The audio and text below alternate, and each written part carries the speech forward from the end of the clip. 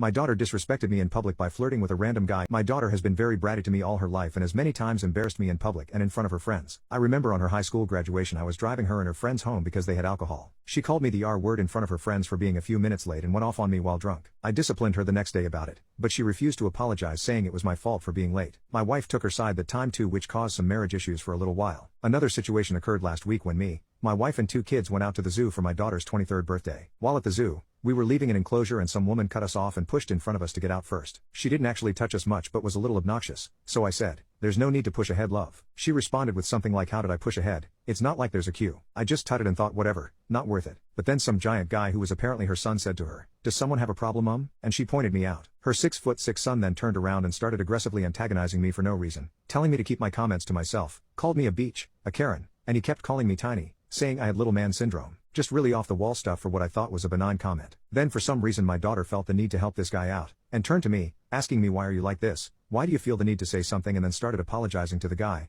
and agreed with him that I'm a Karen. I was really taken aback by this. Then the guy asks how old she is and she tells him. He asks for her number, and she gives it to him. He hands his phone over to her and she types in her number. The whole time this guy is staring at me with a crap-eating grin on his face. He then says to me, "Now that I got your daughter's number, I'm out of here." When my daughter comes back over to us, I ask her what the hell was that and she just says, "What? He's cute, and you need to be put in your place every once in a while." I said since that's what she thinks, she can buy her own car for her birthday, and I'm going to go back on my promise and not get her one. She clearly thought I wasn't serious because the next day when she asked if we could look at cars, I told her she can look at them herself, because I'm still not paying for it. This has divided my house, with my son taking my side, saying she was out of line, and my wife saying it's not worth ruining my relationship with her over.